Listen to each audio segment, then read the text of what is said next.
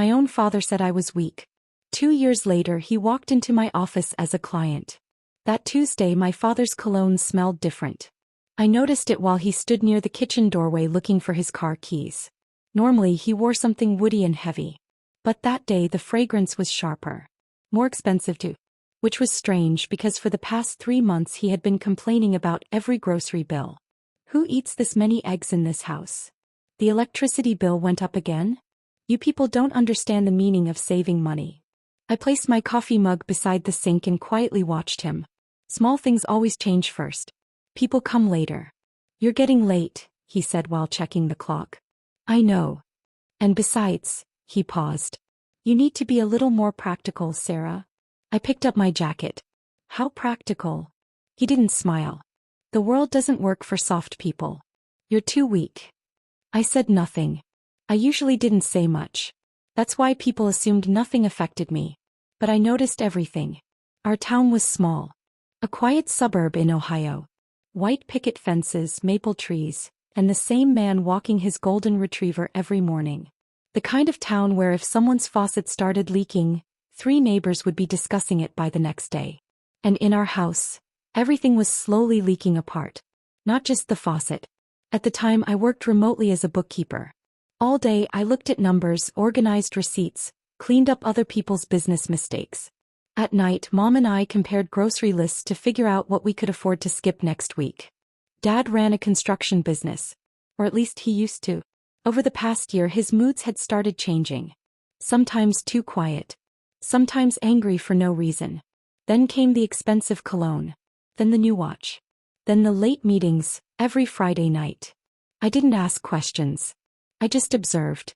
One night I was folding laundry when Mom casually said, "Your father takes his phone into the bathroom with him these days." I placed a folded towel onto the couch. Doesn't that seem strange to you? I looked at her.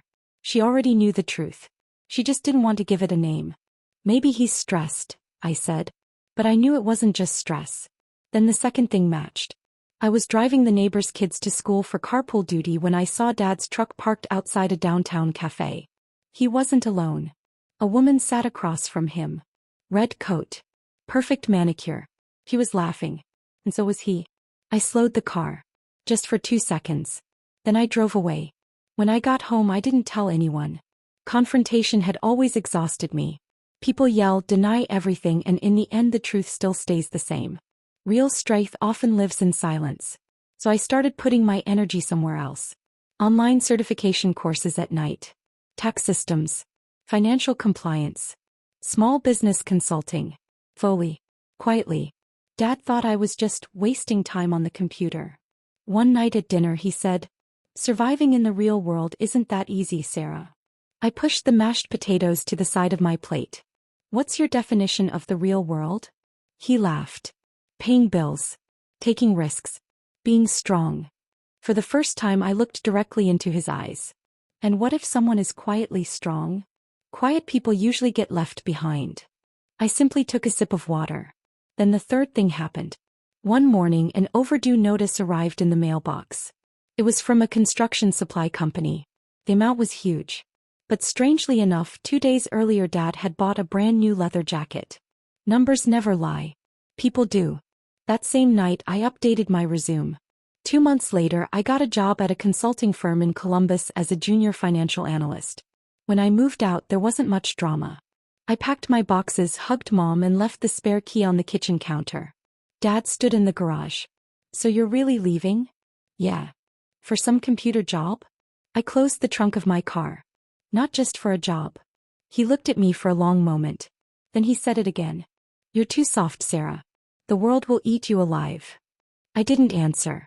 I just started the car. 2 years later I was running my own small consulting office in downtown Columbus. Small but clean. A snake plant near the window, white shelves, and the smell of vanilla coffee always lingering around the reception desk. Life wasn't glamorous. There were still grocery bills. Faucets still leaked sometimes. The difference was that now everything was under my control. I made my own decisions in the morning. And I slept peacefully at night. It was raining that day when my assistant opened the door and said, "Your 2 o'clock is here." I looked up from my laptop. "Send them in." Then the door opened. And Dad walked in. In 2 years he had changed a lot. More gray hair. Slightly bent shoulders. The expensive cologne was gone. All he smelled like now was rain and exhaustion. My hands paused on the keyboard. He looked around the room, then at me. For a few seconds neither of us spoke. Then he quietly asked, "This is your office?" "Yeah." He sat down. A thin folder rested in his hands. I quietly noticed the raindrops soaking the corners of the folder. Maybe he had been sitting in his car for a while before coming in. "Someone referred me to you," he said. "For business taxes and debt restructuring." I took the folder. The numbers were bad. Really bad. The construction company was almost finished. I turned the pages and looked back at him. He avoided my eyes. For the first time in my life my father looked small.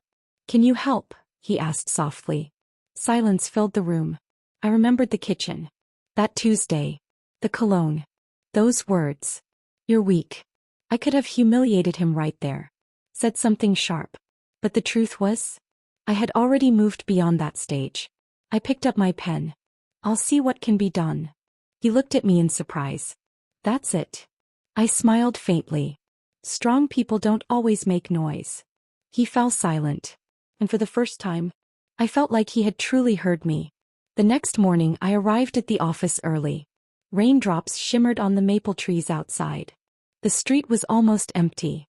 The neighbor's dog walked slowly along the sidewalk. I took my first sip of coffee and opened the blinds.